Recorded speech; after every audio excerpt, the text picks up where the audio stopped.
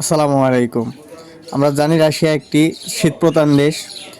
সেখানকার ঋতুর সংখ্যা কয়টি আমরা জানি না।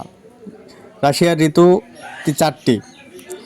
অধিকাংশ সময় আপনার ঋতু 8 মাসের মতন ঋতু থাকে আপনার হচ্ছে শীত, বুঝছেন? জিমা, জিমা শব্দের অর্থ শীত। তো আমরা আজকে আলোচনা করব 4টি ঋতু সম্পর্কে।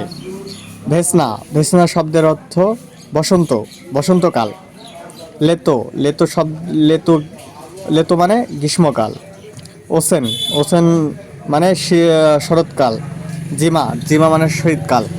রাশিয়াতে আপনার 8 মাস শীত থাকে আর বাকি 3 মাস আপনার গ্রীষ্ম, বসন্ত, শরৎ, এই 3 মাস মিলে 3 মাসের এই কয়েকটা শীত থাকে, কিন্তু অধিকাংশ শীত থাকে। শীত প্রধান দেশ, তাই আপনি ওই দেশে গেলে ইউরোপের মতন ফিল নিতে পারবেন। তো আমাদের জন্য একটি পছন্দের দেশ হচ্ছে রাশিয়া।